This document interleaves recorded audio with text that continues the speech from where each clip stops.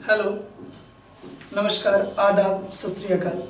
शाम के 6 बज चुके हैं और मैं आपकी हिंदी फैकल्टी श्रवण कुमार पांडे फिर से आपका स्वागत करता हूं आपके अपने यूट्यूब चैनल टीसीएस पाठशाला पर। आज हमारा दूसरा दिन है क्लास का। हमने वर्णमाला के बारे में थोड़े से कुछ कॉन्सेप्ट क्लियर कर लिए थे, जैसा कि वर्णमाला में वर्ण क्या होता है, मूल ध्वनि क्या होती है, वर्ण और अक्षर में अंतर क्या होता है। आज हम उसी कड़ी को आगे बढ़ाते हुए चलेंगे। आज हम लगभग वर्णमाला को समाप्त करेंगे। ठीक है। अब वर्णमाला में अगर हम बात करते हैं कि वर्ण क्या होते हैं, ठीक है, वर्ण क्या होते हैं। वर्ण क्या टॉपिक चल रहा था भैया? वर्णमाला। वर्णमाला में हमने सीखा था वर्ण और अक्षर में भेद। वर्ण और अक्षर में भेद। तो आपको हमने बताया था कि जितने भी व्यंजनों के लिखित रूप होते हैं और हल के साथ लिखे जाते हैं वही वर्ण होते हैं, जिनका उच्चारण श्वास के एक आघात में ना हो सके, जिनके और अधिक खंड ना हो सके वही वर्ण है। लेकिन जिनके और अधिक खंड तो हो सके लेकिन उनका विनाश ना हो सके वो अविनाशी हैं, वही अक्षर होते हैं। इनका उच्चारण श्वास के एक आघात में हो सकता है। अगर बात करते हैं, कॉपी पेन जरूर ले लीजिएगा हाथ में, तभी मजा आएगा। ठीक है, कॉपी पेन के साथ हमारे साथ जुड़िए। अगर बात करें वर्ण अथवा अक्षर होते कितने प्रकार के हैं, तो बात करेंगे इसकी, तो ये 3 प्रकार के होते हैं। पहला होता है स्वर। पहला वर्ण होता है हमारा स्वर। अगर बात करें दूसरे प्रकार की, तो स्वर, इसके बाद अगर बात करते हैं दूसरा प्रकार होता है व्यंजन। व्यंजन, ठीक। अगर तीसरे प्रकार की बात करें, तीसरा प्रकार क्या है? आयोगवाह। आयोगवाह, ठीक। अगर बात करते हैं ये स्वर, ये व्यंजन और आयोगवाह क्या होते हैं, इनकी हम अलग अलग चर्चा करेंगे। सबसे पहले स्वर की बात करते हैं। स्वर की बात करते हैं। स्वर क्या है? हमारा स्वर होता क्या है? ऐसे वर्ण जिनका उच्चारण स्वतंत्र रूप से हो सकता है, इनके उच्चारण के लिए किसी भी प्रकार की वैशाखी की कोई जरूरत नहीं होती, यानी इन्हें किसी सहारे की जरूरत नहीं होती। ये स्वतंत्र रूप से भी उच्चारित होने में सक्षम होते हैं। ठीक है। अगर बात की जाए कि स्वर क्या होता है, तो लिख लीजिए, ऐसे वर्ण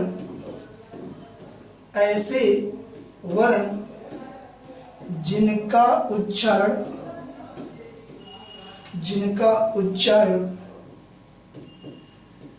स्वतंत्र रूप से किया जा सकता है।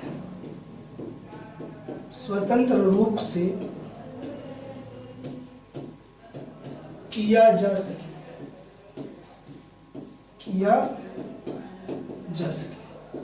यानी ऐसे वर्ण जिनका उच्चारण स्वतंत्र रूप से किया जा सके। अगर बात करते हैं व्यंजन वर्णों की, व्यंजन वर्ण, इसके लिए हम पूरे तरीके से, आप इस चीज के लिए निश्चित रहिए, हम पूरे तरीके से आपको अभी स्वर को विधिवत बताएंगे, स्वर के बारे में विधिवत जानकारी देंगे। लेकिन पहले हम ऊपर जानकारी कर लेते हैं कि स्वर, व्यंजन या आयोगवाह होता क्या है। ठीक। व्यंजन, अब बात अगर व्यंजन की करते हैं, तो व्यंजन वर्ण वे वर्ण होते हैं। व्यंजन कैसे वर्ण होते हैं? व्यंजन वे वर्ण होते हैं। व्यंजन वे वर्ण होते हैं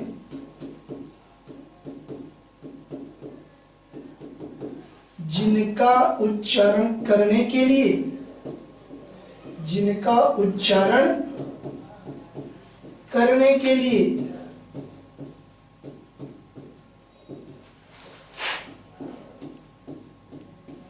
स्वरों की सहायता की आवश्यकता पड़ती है। स्वरों की सहायता की आवश्यकता पड़ती है। स्वरों की सहायता की आवश्यकता पड़ती है। हम इनको अलग अलग बताते हैं। आपको इसको हम अलग अलग बताते हैं, ये क्या है। ठीक है। अगर बात करें, इसको हम अलग अलग चर्चा कर लेते हैं एक बार फिर से। स्वर क्या है? स्वर स्वर देखिएगा, स्वर इनका उच्चारण कैसे होता है? इनका उच्चारण स्वतंत्र रूप से होता है। कैसे होता है? उच्चारण स्वतंत्र रूप से होता है, स्वतंत्र रूप से होता है। ठीक। अब अगर बात करते हैं व्यंजन वर्ण की, तो फिर से एक बार देख लीजिए व्यंजन वर्ण। इनका उच्चारण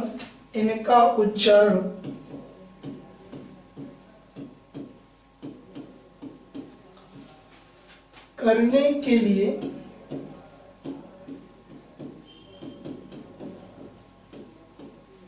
के लिए स्वर की सहायता की आवश्यकता होती है। स्वर की सहायता की आवश्यकता होती है।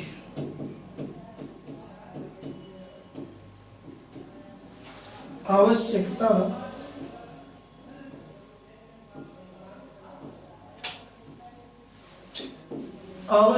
होती है।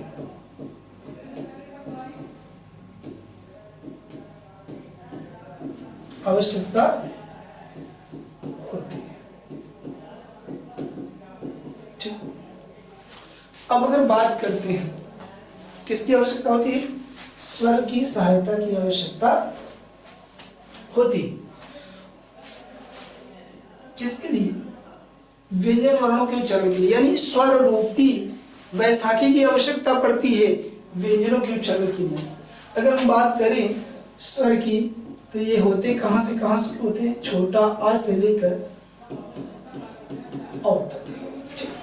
और अगर यहां पर बात करेंगे व्यंजनों की, तो का से ज्ञ तक, ये क्या है? ये व्यंजन। ठीक। अगर हम बात करते हैं आयोगवाह की, किसकी बात करेंगे? आयोगवाह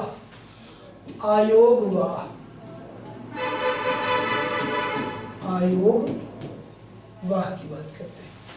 तो अगर हमने बात करी आयोगवाह की, तो आयोगवाह ये ना तो पूर्ण स्वर ही होते हैं और ना ही पूर्ण व्यंजन होते हैं। अगर बात करेंगे ना स्वर होते हैं ना पूर्ण व्यंजन होते हैं, होते क्या है? आयोगवाह का शाब्दिक अर्थ ये होता है बिना जुड़े हुए, यानी ये जुड़ते नहीं है दोस्तों, ये जुड़ते नहीं है। इनको स्वतंत्र रूप से अलग इसको भी लिखा जाता है बिना जुड़े। इसकी परिभाषा ऐसे लिखेंगे, जो बिना जुड़े साथ दे। बिना जुड़े साथ दे, वही क्या है? वही आयोगवाह है। ये न तो पूर्ण स्वर होते हैं और ना ही पूर्ण व्यंजन। ये न तो पूर्ण स्वर होते हैं ना ही पूर्ण व्यंजन। इतनी बात क्लियर हुई? हमने स्वर के बारे में क्या बताया? इनका उच्चारण स्वतंत्र रूप से किया जा सकता है, इनके उच्चारण में किसी की सहायता की आवश्यकता नहीं होती। अगर व्यंजन की बात करें वहीं पर, तो व्यंजन क्या होता है हमारा? व्यंजन के उच्चारण के लिए स्वर रूपी वैशाखी की आवश्यकता होती है। अगर बात करें आयोगवाह की, तो आयोगवाह का शाब्दिक अर्थ होता है जो बिना जुड़े साथ दे। आप कहोगे ये बात हमको समझाइए, ये बात हमारे समझ में नहीं आई कि बिना जुड़े साथ दे होने का मतलब क्या है। अगर बात करें ये ना तो पूर्ण स्वर होते हैं ना ही पूर्ण व्यंजन, ये बात तो आपको अधिकतर पुस्तकों में मिल गई होगी और ये बात आपने रट ली होगी, लेकिन ये बात आपको समझानी पड़ेगी हमको। देखिए, जैसे आयोगवाह का क्या काम होता है? आयोगवाह में होते हैं दो, एक होता है अन, और इसी को क्या कहा जाता है? अनुस्वार। ठीक। और एक होता है अह। क्या होता है भैया? एक होता है अह। इसको यहां लिख देते हैं ताकि आपको स्पष्ट हो। अगर बात करें कि आयोगवाह होता क्या है, तो एक होता है आपका अन, और इसी को क्या कहेंगे भैया? अनुस्वार कहेंगे। अनुस्वार।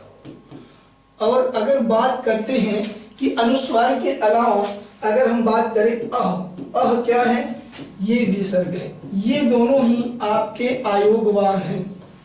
क्या है? ये दोनों ही आयोगवाह हैं। अच्छा, आयोगवाह देखिए, ये अन की बिंदु और यहाँ अह की मात्रा, जो विसर्ग की मात्रा है, ये क्या देखिए, क्या ध्यान से, ये क्या आ में जुड़े हैं? नहीं जुड़े हैं। इसी को कहते हैं, ये बिना जुड़े ही जिस वर्ण पर लगते हैं उसके साथ हमेशा साथ देते हैं उसका, ये बिना जुड़े ही। जैसे मान लीजिए क्या करते हैं, प्रधान जी का चुनाव आता है और कोई प्रधान कैंडिडेट जो प्रधान पद का प्रत्याशी है और चुनाव लड़ रहा है, आपका इष्ट मित्र है, वो आएगा आपसे वोट मांगेगा, कहेंगे आप बिल्कुल हम आपको वोट देंगे। वो कहेगा चलिए थोड़ा सा हमारा प्रचार कर दीजिए, आप कहोगे नहीं नहीं नहीं, हम बिना साथ जुड़े आपका साथ देंगे। तो वही कंडीशन इसके साथ भी है। ये क्या करता है कि ये जुड़ता तो नहीं है साथ में, लेकिन क्या करता है, ये साथ देता है। ठीक। और एक खास बात होती है, हमेशा आपके आयोगवाह का उच्चारण ये जिस वर्ण के साथ जुड़े रहते हैं उनके बाद होता है। कब होता है? उनके उच्चारण के बाद इनका उच्चारण होता है। जैसे बोलिए अन, क्या बोलते हैं? अन। अगर हमने लगा दिया सा में सन, है ना, यानी ये जो अनुस्वार है इसका उच्चारण कब किया जा रहा है? जिस वर्ण में जुड़ा है ये, उस वर्ण के उच्चारण के बाद हो रहा है। अगर हमने बोला पन, तो अगर हम बोले पतंग, जैसे हमने कोई शब्द लिखा पतंग, अब पतंग शब्द में ये जो अन है, अनुस्वार है, ये ता वर्ण के ऊपर लगा है भैया, और ता वर्ण के उच्चारण के बाद ही इसका उच्चारण हो रहा है। अगर हम विसर्ग की बात भी कर लें, अगर कहें सह, सह, सह, है ना, सह, सा के बाद इस विसर्ग का हा रूप में उच्चारण हो रहा है, ना कि सा से पहले। तो यानी आयोगवाह के बारे में आपको 3 जानकारियां प्राप्त होती हैं बैक टू बैक। पहली चीज कि ये ना तो पूर्ण होते हैं, ना तो पूर्ण स्वर होते हैं, ना तो पूर्ण स्वर होते हैं और ना ही पूर्ण व्यंजन। और दूसरी जानकारी हमें क्या प्राप्त होती है कि ये बिना जुड़े साथ देते हैं। और तीसरी जानकारी क्या प्राप्त होती है, इनका उच्चारण जिस वर्ण के साथ ये जुड़े रहते हैं, जिस वर्ण के साथ इनका प्रयोग किया जाता है, उस वर्ण के उच्चारण के बाद होता है। इतनी बात क्लियर होगी। तो आपके कौन कौन से हैं? आपके 2 हैं आयोगवाह, एक अन जिसे अनुस्वार कहा जाता है और एक अह जिसे क्या कहता है? विसर्ग कहता है। तो आगे बढ़े, अब देखते हैं हम विधिवत एक एक टॉपिक को। स्वर के बारे में हम पूरी खंगाल करेंगे, उसको खंगालेंगे, उसकी पड़ताल करेंगे, क्या क्या होता है स्वर, स्वर के अंतर्गत क्या क्या तत्व हमसे पूछे जाते हैं परीक्षा में और क्या क्या परीक्षा में पूछे जा चुके हैं। ठीक, बात करते हैं इसकी। अब अगर बात करते हैं सबसे पहले हम वर्णों के प्रकार में स्वर की, हमें स्वर की परिभाषा पता चल गई, हमें स्वर की परिभाषा पता चल गई और हमने स्वर के बारे में जाना।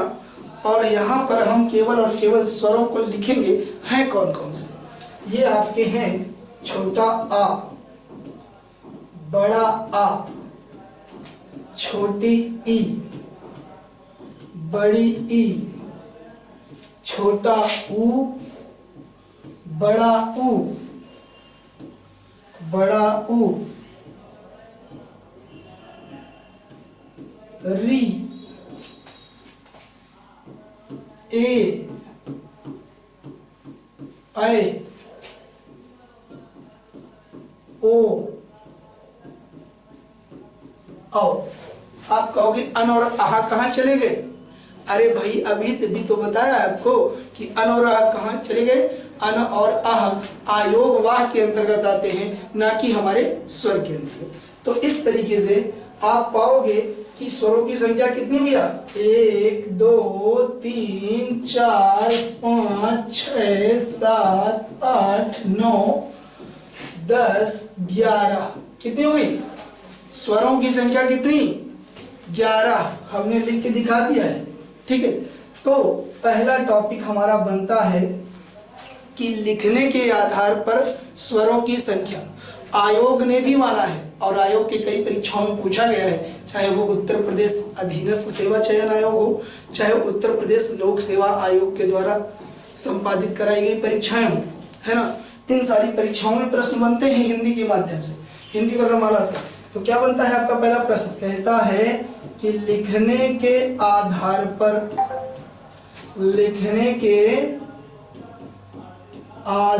पर स्वरों की संख्या है, स्वरों की संख्या है। लिखने के आधार पर स्वरों की संख्या है। लिखने के आधार पर स्वरों की संख्या कितनी है भैया? तो क्या बताइएगा, लिखने के आधार पर स्वरों की संख्या।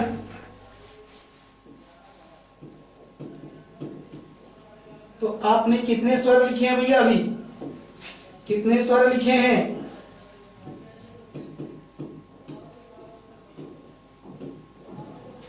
कितने? 11। कितने स्वर हैं? लिखने के आधार पर स्वरों की संख्या कितनी बताई गई? अभी 11 आपने काउंट किया।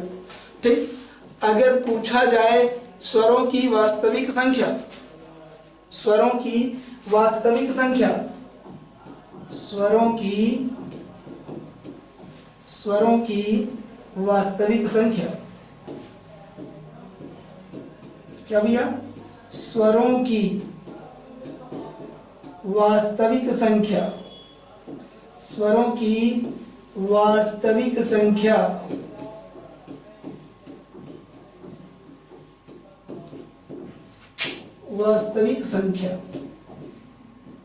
कितनी है? स्वरों की वास्तविक संख्या भी 11 ही मानी जाती है।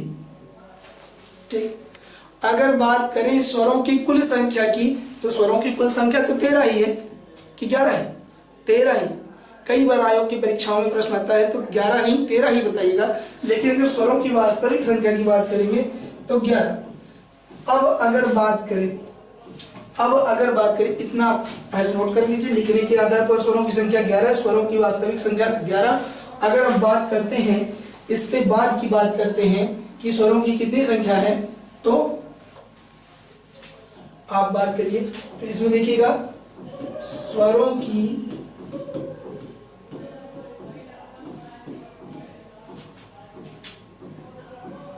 उच्चारण के आधार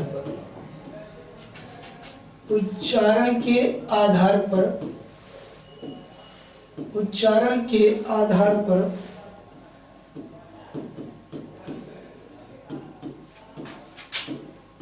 संख्या।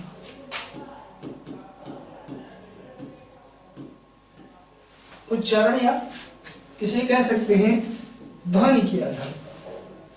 ठीक है, उच्चारण के आधार पर संख्या तो कितनी होनी चाहिए? ये हो जाएगी 10। अब पूछोगे ये कैसे 10 संख्या कैसे होगी? अरे भैया, इसमें जो री है, री का उच्चारण अगर हम करते हैं तो इसमें रा वर्ण नहीं आ जाता है। री, ये छोटी री है, इसका बड़ी री नहीं बनाएंगे, इसको छोटी री। अगर हम इसका उच्चारण री कर दें तो इसमें रा नहीं आ जाता है। अब जरा बताइएगा, ये जो रा वर्ण है, ये रा वर्ण है, ये क्या है? स्वर है कि व्यंजन? ये क्या है? ये स्वर है अथवा व्यंजन? तो ये आप बताएंगे खुद ही अभी कि ये क्या है? व्यंजन है। और ये स्वर तो है नहीं, तो इसको स्वर में काउंट किया जाएगा कि व्यंजन में काउंट किया जाएगा? तो इसको तो व्यंजन में काउंट करना चाहिए। इसीलिए लिखने के आधार पर तो स्वरों की संख्या 11, वास्तविक संख्या 11, लेकिन अगर बात करें स्वरों के उच्चारण के आधार पर कितनी संख्या? 10। ठीक, अगर हम बात करते हैं किसकी?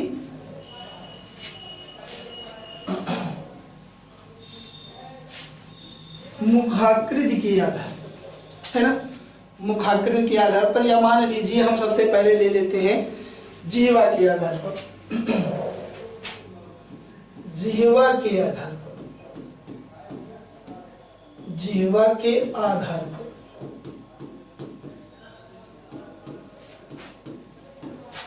स्वरों के प्रकार।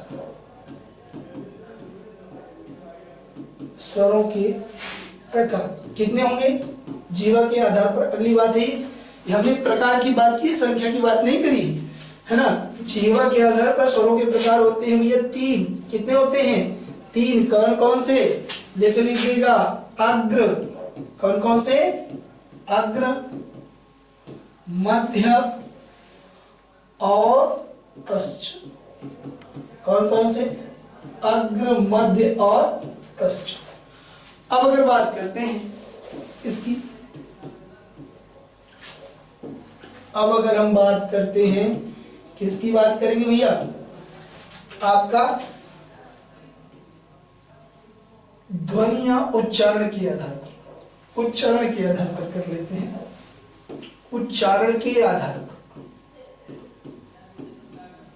उच्चारण के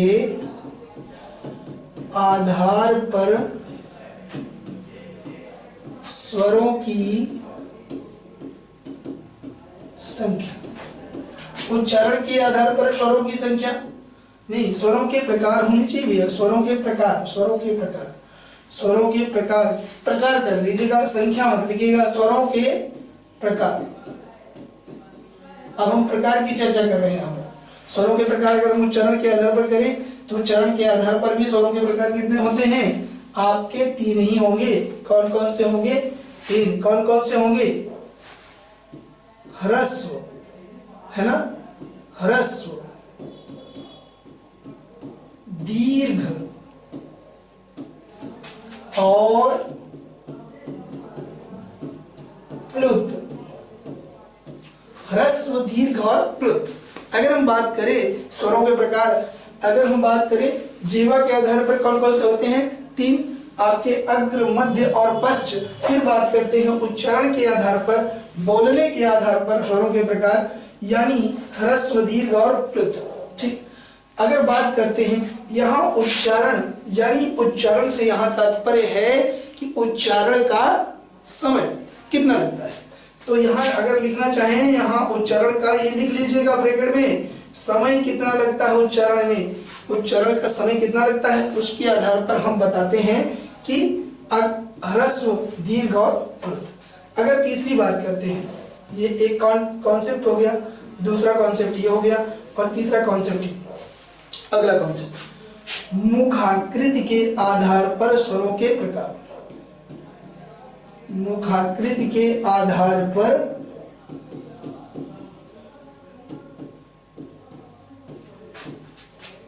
स्वरों के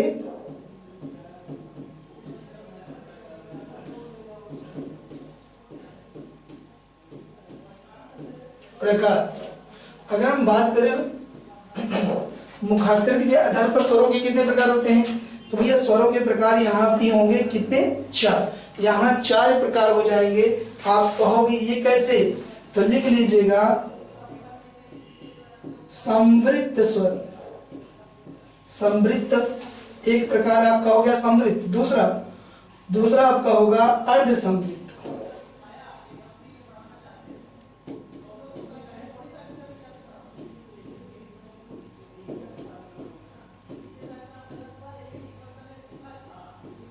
अर्ध संवृत्त,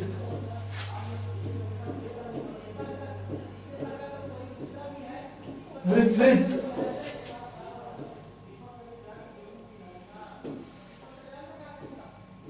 विवृत स्वर, अर्ध विवृत। अब इसके बाद कौन सा प्रकार आएगा भैया, अर्ध विवृत आएगा। अर्ध विवृत, ठीक है।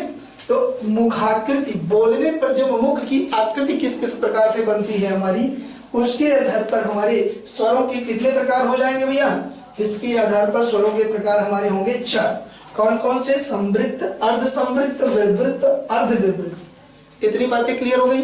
हमने आज क्या क्या सीखा, हमने सीखा स्वर क्या होते हैं, व्यंजन क्या होता है, आयोग वाह क्या होता है। फिर हमने स्वर के अंदर जाने की कोशिश करी, और अंदर जानने की जब कोशिश करते हैं तो हम जानते हैं क्या क्या है कि स्वर हमारे कितने प्रकार के होते हैं, स्वरों की संख्या कितनी होती है ना। स्वरों की संख्या हमारी क्या क्या होती है आपकी 11 होती है।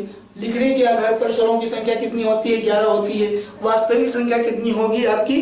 11 होगी। अगर हम बात करते हैं कुल संख्या स्वरों की कितनी होगी?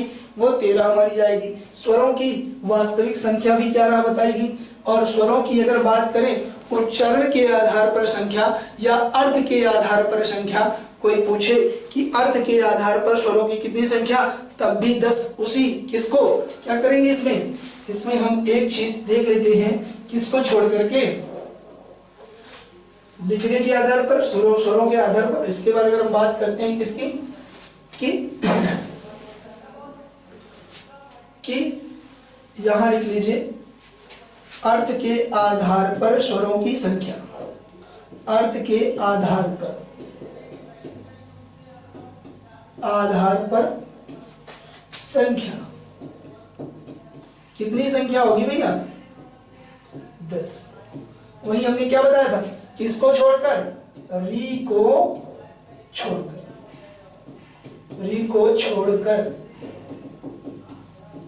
ठीक, किसको छोड़कर? री से ऋषि को छोड़ करके आपकी अर्थ के आधार पर संख्या कितनी होगी? 10 हो गई। अगर अब हम बात करते हैं, किसकी बात करते हैं? हमने फिर आगे सीखा जीवा के आधार पर स्वरों के प्रकार, उच्चारण के आधार पर स्वरों के प्रकार, मुखाकृति के आधार पर स्वरों के प्रकार। आप स्क्रीनशॉट लेना चाहें तो स्क्रीनशॉट ले लीजिए और राइट डाउन कर ही रहे होंगे। कॉपी पेन आपके हाथ में होगा, यही मेरी आशा है। अब अगर बात करते हैं, इसको थोड़ा सा मिटाना पड़ेगा और इसके बाद अगर हम चर्चा करते हैं किसकी? इसके बाद अगर हम चर्चा करते हैं, एक प्रकार और बाकी रह गया है भाइयों, एक प्रकार और बाकी रह गया है दोस्तों। कौन सा है आपका? ओष्ठाकृति के आधार पर, यानी ओष्ठाकृति के आधार पर, ओष्ठाकृति के आधार पर स्वरों के प्रकार। ठीक है, ओष्ठाकृति यानी जब हम वर्णों का उच्चारण कर रहे होते हैं, स्वर वर्णों का, किस वर्ण का उच्चारण करने पर हमारी ओठों की कैसी आकृति बनती है, तो उसके प्रकार अगर हम बात करेंगे तो ये होते हैं 2। पहला क्या होता है आपका? वृत्तमुखी। पहला प्रकार हमारा होता है भैया वृत्तमुखी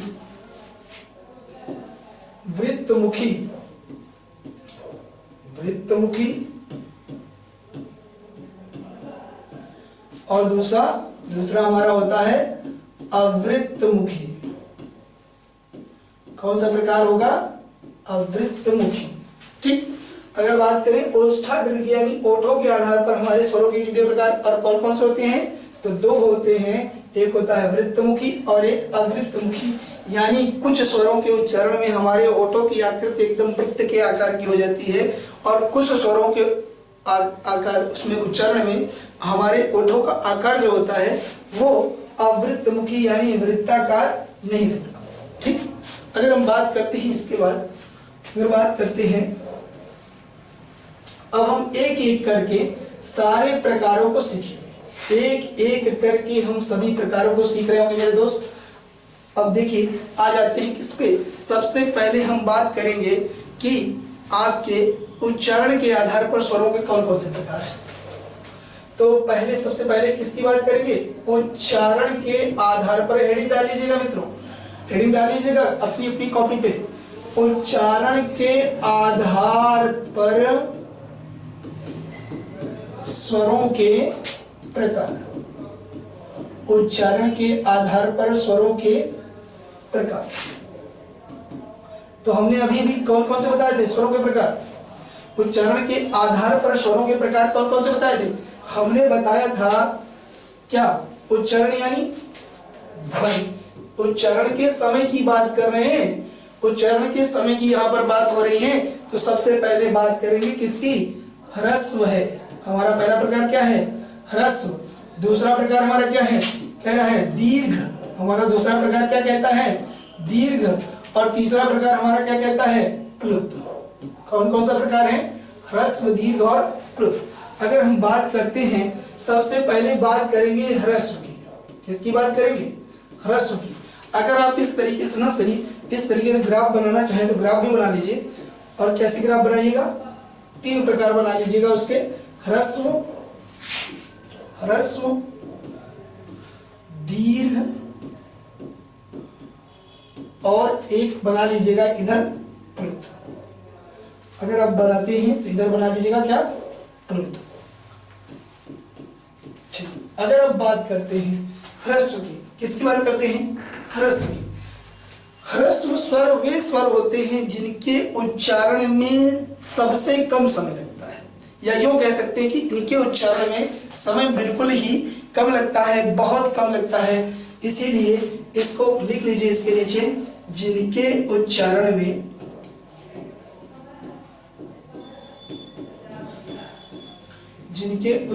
में समय सबसे कम लगता है, सबसे कम लगता है।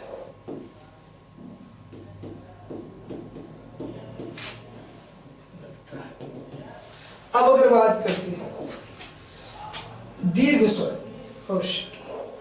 दीर्घ स्वर,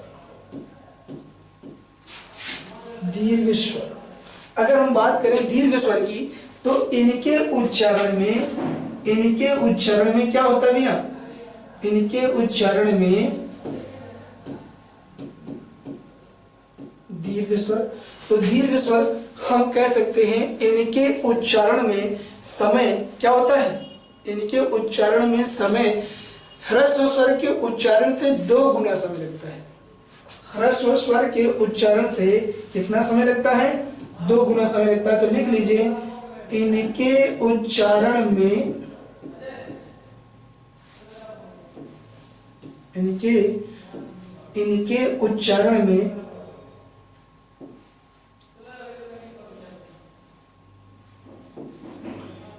इनके उच्चारण में लगने वाला समय, उच्चारण में ह्रस्व से कितना लिखिएगा भैया, 2 गुना समय लगता है, 2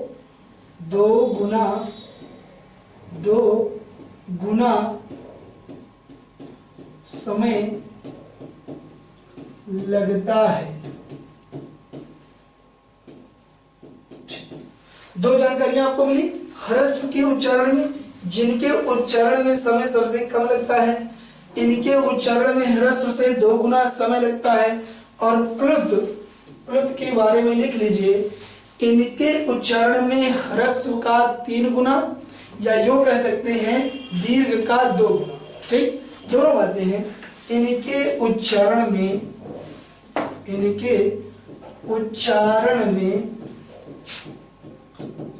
ह्रस्व का 3 गुना समय लगता है।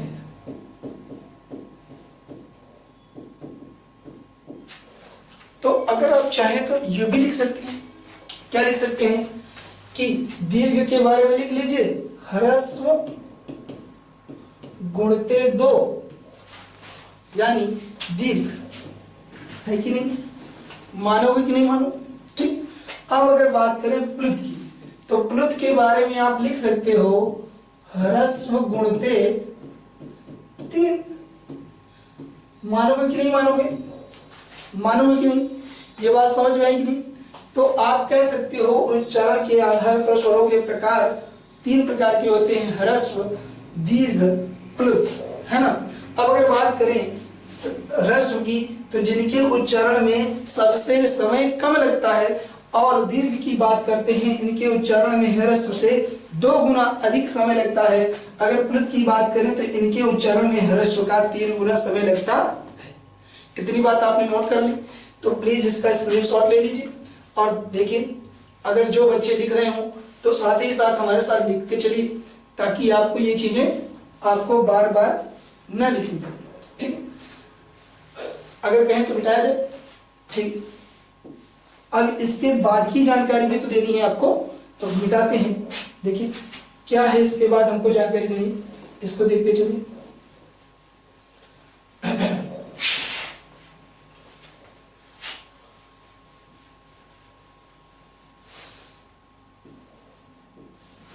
अब अगर यहाँ पर लिखना चाहें तो हम लिख सकते हैं कि ये क्या है, आपका ह्रस्व है, ये ह्रस्व है। ठीक से लिख देते हैं, नहीं तो आप शिकायत करोगे कि सर की राइटिंग गड़बड़ क्या। अरे भैया, आपको जान करके आश्चर्य होगा, मेरी राइटिंग तो फिर भी ठीक है। कुछ लोग तो पैर से लिखते हैं, ये पता नहीं चलता कि बाएं से लिख रहा है कि दाएं से लिख रहा है। ठीक है ना, यही बात है। ठीक, अगर बात करते हैं यहाँ पर, ये क्या है, ह्रस्व। ठीक है, ये क्या है, ह्रस्व। ये दीर्घ है आपका, यही तो हमने बताया। ठीक, दीर्घ की बात करें, और ये क्या है हमारा प्लुत। इसके अंतर्गत कौन कौन से स्वर आते हैं, तो ह्रस्व स्वर के अंतर्गत इनकी संख्या कितनी, अगर मान लीजिए संख्या पूछ रहे कोई, तो संख्या कितनी, 3 होती है। कौन कौन सी, छोटा आ, छोटी ई और छोटा उ। अब अगर पूछोगे दीर्घ के अंतर्गत कौन कौन सी आती, पहले तो इन सब का बड़ा लेटर बना लो, बड़ा वाला बना लो। इनका ये पहले छोटा आ, छोटी ई, छोटा उ है ना, इन्हीं का देखिए आ क्या बन जाएगा, आ। और हमने बताया था दीर्घ स्वर के उच्चारण में आपके ह्रस्व स्वर के उच्चारण का 2 गुना समय लगता है। थोड़ा सा ज्यादा समय लग रहा है कि नहीं लग रहा है, आ ई ई। फिर अगर बात करते हैं उ ऊ, ज्यादा समय लगा कि नहीं लगा। और बाकी के और जो भी स्वर बचे हैं वो सब आपके दीर्घ के अंतर्गत आ जाएंगे, यानी ए आए, ओ औ। ठीक, अगर बात करते हैं तो इस तरीके से कितनी संख्या आपको मिलती है, दीर्घ स्वरों की कितनी संख्या मिली, 7 मिली। कितनी मिली, 7। अगर ह्रस्व स्वर की बात करें कितनी मिली, 3 मिली। अगर बात करते हैं प्लुत की, तो जैसे जब हम उच्चारण करते हैं राम, ओम, है ना, इन मंत्रों का जब उच्चारण करते हैं तो यहाँ पर आप देखिएगा ओम का उच्चारण करते समय ऐसे करके टेढ़ी मेढ़ी रेखाएं बनी रहती हैं। और संस्कृत में इन प्लुत स्वरों का बड़ा उपयोग होता है। ये उच्चारण के समय को बढ़ाने वाले हैं, तो इनका उच्चारण तो सबसे अधिक टाइम ले रहा है। ओम, राम, राधा, यानी जब हम राधा लिखते हैं, राम लिखते हैं, तो इनके बीच में यही प्लुत स्वर आ करके यही क्या कर देते हैं, प्लुत स्वर के उच्चारण का समय क्या कर देते हैं, ये बढ़ा देते हैं। यानी प्लुत स्वर का उच्चारण, प्लुत स्वरों का प्रयोग जिन शब्दों में किया जाता है उनके उच्चारण का समय क्या कर देते हैं, बढ़ा देते हैं। ठीक है, अब अगर बात करते हैं कि इनके अन्य नाम क्या क्या हैं और दीर्घ स्वरों के कुछ और प्रकार भी हैं क्या, तो हाँ बिल्कुल है। देखते रहिए, इंतजार करते रहिए, पेशेंस रखिए, है ना। अब देखिए, अगर बात करते हैं ह्रस्व की, तो इसी को क्या कहते हैं, इन्हीं को मूल स्वर भी कहा जाता है। नोट कर लीजिएगा दोस्तों, कॉपी पेन आपके हाथ में है, आपको पता है मैंने क्या बताया, ह्रस्व स्वर को ही क्या कहते हैं, मूल स्वर। एक बार फिर से साफ साफ नोट किए दे रहे हैं, नोट कर लीजिए। छोटा आ, छोटी ई और छोटा उ, इन तीनों को मूल स्वर भी कहा जाता है। ठीक, अगर बात करें इसका और कोई नाम है, हाँ बिल्कुल है, इसी को लघु भी कहते हैं। क्या कहें, लघु, लघु माने छोटा। ठीक, अब बात करते हैं दीर्घ की। दीर्घ का और कोई नाम भी पड़ता है क्या, हाँ हाँ बिल्कुल पड़ता है, इसी को गुरु स्वर भी कहते हैं। दीर्घ को और क्या बोला जाता है, गुरु स्वर बोला जाता है। और कोई नाम भी पड़ता है, हाँ, इन्हीं को संधि स्वर भी कहते हैं।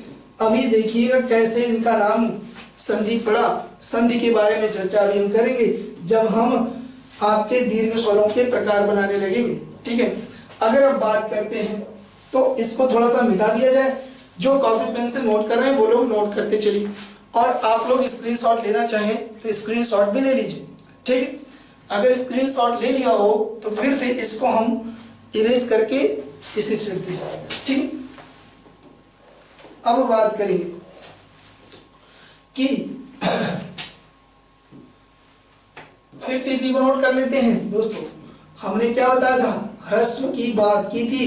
ह्रस्व का दूसरा नाम क्या होता है, लघु स्वर भी होता है, लघु भी होता है। और लघु माने होता क्या है दोस्तों, लघु माने क्या होता है, लघु माने होता है छोटा। क्या होता है, छोटा। और मैंने क्या बताया था इसका एक नाम, इसी को मूल स्वर भी कहा जाता है। ठीक। अब अगर बात करेंगे दूसरी बात आपके दीर्घ की, अगर दीर्घ की बात करते हैं तो दीर्घ को मैंने और क्या नाम दिया था, बताया था गुरु होता है दीर्घ का नाम। और गुरु के अलावा और क्या नाम बताया था, इसी को संधि स्वर भी कहते हैं। क्या कहते हैं, संधि स्वर कहते हैं। ठीक। अगर अब बात करें दीर्घ के बाद हमने बताया था एक आपका प्लुत होता है। ठीक। अब बात करते हैं ह्रस्व की। ह्रस्व में हमने केवल बता दिया था छोटा अ होता है, छोटी ई होती है, छोटा उ होता है। और इनकी संख्या कितनी, 3। और इनकी संख्या कितनी, 7। जो ऊपर के होते हैं छोटा बड़ा आ, बड़ी ई, बड़ा उ, ये तो होते हैं आपके मूल दीर्घ। अभी हम बांटेंगे देखिएगा। और अगर बात करें इसके अलावा जो बचे थे ए, आए, ओ, औ, यही आपके नीचे वाले क्या कहलाएंगे, ये आपके हो गए मूल दीर्घ स्वर। इनको दो भागों में डिवाइड कर दिया गया, मूल दीर्घ, और इसी को क्या लिख दिया गया, ये आपके संधि स्वर है। क्या है, संधि स्वर। अभी देखिएगा कैसे, और ये भी संधि स्वर है, ऐसा नहीं है। आपका ये जो मूल दीर्घ स्वर है ये भी संधि स्वर के अंतर्गत आएंगे। कैसे आएंगे, अभी देखिएगा। इसी में से कुछ संधियां भी आपकी आएंगी। क्या आएंगी, कुछ संधियों के प्रकार भी आज आपको सीखने को इसी स्वर में मिल जाएगा। और आगे तो जब हम संधि सीखेंगे ना, तो वहां पर तो सीखेंगे ही संधियां, लेकिन आज आपको कुछ संधियां देखने को मिलेंगी, जैसे गुण संधि, वृद्धि संधि, और कौन सी संधि, दीर्घ संधि देखने को आपको मिलेगी यहीं पर। तो देखिए कैसे, तो इसको हम इस तरीके से ना लिख करके इस तरह से लिख लेते हैं। हम दीर्घ स्वर को ही दो भागों में डिवाइड कर लेते हैं। इसको हमने डिवाइड कर लिया, एक तो क्या बना, मूल दीर्घ, है ना, मूल दीर्घ स्वर। ठीक। और इसी को या तो कह सकते हैं सजातीय दीर्घ स्वर, सजातीय दीर्घ। ठीक। अगर अब बात करें दूसरा टाइप क्या बनेगा आपका, ये बनेगा विजातीय दीर्घ, विजातीय दीर्घ। और या तो इसी को क्या कह सकते हैं, संयुक्त दीर्घ, संयुक्त दीर्घ। अब इसको हम स्पष्ट करते हैं, इनका ये नाम क्यों पड़ रहा है। अब अगर बताइएगा मूल दीर्घ के बारे में हमने बताया, जब मूल स्वर आपके ये हो जाएंगे जो ह्रस्व के अंतर्गत आ रहे हैं, तो इनका जो बड़ा रूप है वही तो मूल दीर्घ कहलाएगा। बताइए कहलाएगा कि नहीं कहलाएगा, तो कहोगे हाँ बिल्कुल कहलाएगा। बड़ा आ, बड़ी ई, बड़ा उ। ठीक। अब आप पूछिए कि सजातीय स्वर क्यों कहा जाता है, तो अब मैं बताता हूं इनको सजातीय स्वर क्यों कहा जाता है। इन सब का निर्माण समान जाति के एक ही तरह के वर्णों का एक के बाद एक आ जाने पर निर्माण होता है। यानी अगर बात करेंगे छोटा आ प्लस छोटा आ, ये दोनों समान जाति के हैं कि नहीं, बोलो हैं कि नहीं, है ना, समान जाति के हैं। छोटा आ के बाद छोटा आ गया। इसी बात यही दोस्तों यहीं भी खत्म नहीं होती है। समान जाति का छोटा आ और बड़ा आ दोनों होते हैं। छोटा आ के बाद और छोटा आ जाएगा तभी केवल बड़ा आ नहीं बनेगा। छोटा आ के बाद अगर कभी बड़ा आ गया तब भी बड़ा आ का निर्माण हो जाता है। बड़े आ के बाद छोटा आ गया तब भी क्या बन जाएगा, बड़ा आ बन जाएगा। बड़ा आ के बाद बड़ा आ जाएगा तब भी क्या बन जाएगा, बड़ा आ बन जाएगा। और बड़े आ के बाद अगर बड़ा आ भी आ जाता है तब भी क्या बन जाता है, बड़ा आ। और ये किसका प्रमाण है, ये एक प्रकार से दीर्घ संधि का रूप है। ठीक। इसी तरीके से आपका अगर छोटी ई के बाद छोटी ई आ जाती है तब आपकी बड़ी ई हो जाती है। समान जाति के, है ना, जब दो स्वर आपस में जुड़ते हैं तो बड़े स्वर का निर्माण होता है, दीर्घ स्वर का निर्माण होता है। और समान जाति की बात कर रहा है, इसीलिए इसको सजातीय दीर्घ भी कहा जाता है। बात केवल यही नहीं खत्म होती कि छोटी ई के बाद छोटी ई आएगी तभी बड़ी ई बनेगी, नहीं। छोटी ई के बाद अगर बड़ी ई आ जाए, बड़ी ई के बाद छोटी ई आ जाए, बड़ी ई के बाद बड़ी ई आ जाए, तब भी बड़ी ई का निर्माण होगा। और यही सेम कंडीशंस अप्लाई होती हैं आपकी बड़ा ऊ के साथ, यानी छोटा ऊ और छोटा ऊ आने पर, छोटे ऊ के बाद छोटा ऊ आने पर ही बड़ा ऊ का निर्माण हुआ है। छोटा ऊ के बाद बड़ा ऊ आ जाएगा तब भी बड़ा ऊ बन जाएगा, बड़े ऊ के बाद बड़ा ऊ आएगा तब भी बड़ा ऊ, और बड़ा ऊ के बाद छोटा ऊ आएगा तब भी बड़ा ऊ बन जाएगा। इस तरीके से ये तीनों के तीनों का निर्माण किस संधि की तरफ इशारा करते हैं? तो दोस्तों स्वर संधि का एक प्रकार है दीर्घ स्वर संधि। कौन सा? दीर्घ स्वर संधि। जब हम संधि सीख रहे होंगे ना दोस्तों, तो उसी में आएगा दीर्घ स्वर संधि। बात क्लियर हुई कि नहीं हुई? बात समझ में आई कि नहीं आई? तो इस तरीके से, इसीलिए इसको हम मूल रूप से संधि स्वरकार भी नाम दे देते हैं। अब जो बचे हुए स्वर हैं, दीर्घ स्वर के अंतर्गत 7 स्वर आते हैं, बड़ा आ, बड़ी ई, बड़ी, बड़ा ऊ, और इसके अलावा ए, ऐ, ओ, औ। तो बड़ा आ, बड़ी ई, बड़ी, बड़ा ऊ तो आपका मूल दीर्घ में आ गए या सजातीय दीर्घ में आ गए। अब बचे हुए जो 4 हैं वो कहाँ जाने चाहिए? आपके विजातीय में आएंगे। ए, ऐ, ओ, औ। अब जरा बताइए अगर हम बात करें किसकी, इनका नाम विजातीय क्यों पड़ा? तो आप जानिए विजातीय दीर्घ क्यों पड़ा, क्योंकि विजातीय माने अलग अलग जाति के। अगर दो अलग अलग जाति के स्वर मिलकर के इनका निर्माण करें तो विजातीय कहलाएंगे कि नहीं कहलाएंगे?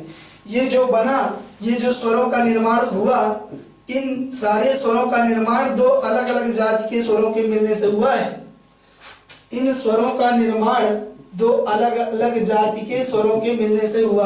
कैसे हुआ हम बताते हैं। अब देखिएगा, अब इनको संयुक्त क्यों कहा जाता है? क्योंकि ये दो अलग अलग जाति के स्वरों से जुड़ करके बने हैं। दो अलग अलग जाति के स्वरों के जुड़ने से बने हैं। देखिए किस प्रकार से बनते हैं। तो देखिएगा, छोटा आ के बाद अगर ई आ गई तो क्या बन गया? ए बन गया। ठीक दोस्तों, छोटा आ के बाद अगर ए आ गया तो क्या बन गया? ऐ बन गया। दोस्तों अगर हम बात करें छोटा आ के बाद अगर ऊ आ गया तो क्या बन गया? ओ बन गया। दोस्तों अगर हम छोटा आ के बाद ओ ला देंगे तो क्या बन जाएगा? औ बन जाएगा। क्या बन जाएगा दोस्तों? औ बन जाएगा। तो जरा देखते हैं क्या है आपका ये दो संधियां। ये देखिए आपका ए और ओ किसके अंतर्गत आते हैं? ये दोनों आपके दोनों के दोनों आपके गुण स्वर संधि इसके अंतर्गत आते हैं। दोस्तों किसके अंतर्गत आते हैं? गुण स्वर संधि के अंतर्गत। अगर यहीं पर बात करें ऐ और औ, ऐ और औ की बात करेंगे तो किसके अंतर्गत आते हैं ये दोनों? तो लिख लीजिएगा वृद्धि स्वर संधि। वृद्धि स्वर संधि। तो यानी इस तरह से इनकी संख्या 4 और इनकी संख्या 3। तो आपको पता चल गया ना दोस्तों आज कि दीर्घ संधि को गुरु संधि क्यों कहते हैं? क्योंकि गुरु का निर्माण होता है, बड़े का निर्माण होता है। गुरु का मतलब होता है बड़ा। और संधि स्वर क्यों कहते हैं? इसी में संधियां मिलती हैं आपकी। ठीक है, आपकी संधियां मिलती हैं। कौन कौन सी संधियां आपको देखने को मिली इस दीर्घ स्वर के अंतर्गत? आपको बताओगे। स्वर संधि का प्रकार है दीर्घ स्वर संधि, गुण स्वर संधि और वृद्धि स्वर संधि देखने को मिलती है। इस तरीके से आज आपका ये टॉपिक यानी दीर्घ स्वर संधि यानी स्वरों का उच्चारण के आधार पर या उच्चारण के ध्वनि समय के आधार पर प्रकार हमने सीख लिया। इसके आगे की बातें हम अगले एपिसोड में करेंगे। बहुत बहुत धन्यवाद। एक चीज ध्यान रखिएगा, अगर आपको वीडियो पसंद आता हो तो प्लीज लाइक और शेयर करिए और आपके अपने YouTube चैनल से लगातार बने रहिए, TCS पाठशाला से लगातार जुड़े रहिए। आप पाते जाएंगे कि जो जो टॉपिक हमने सीखे हैं, इन टॉपिक्स से रिलेटेड जो भी क्वेश्चंस आपके बनते हैं, चाहे वो किसी भी स्तर के हों, चाहे वो लोक सेवा आयोग की होने वाली परीक्षाएं जो लोक सेवा आयोग संपादित कराते हैं, या उत्तर प्रदेश अधीनस्थ चयन आयोग द्वारा आयोजित कराई जाने वाली परीक्षाएं हों, या उत्तर प्रदेश द्वारा की सरकार द्वारा आयोजित कराई जाने वाली अन्य परीक्षाएं हों, उनमें पूछे जाने वाले सामान्य हिंदी के प्रश्नों को आप कितनी आसानी से हल करते चलेंगे, इसको भी हम बताएंगे। और वो चीज़ें, कठिन से कठिन चीज़ें आपके लिए कैसे आसान होती चली जाती हैं, ये आप पाएंगे। बहुत बहुत धन्यवाद। बहुत बहुत धन्यवाद।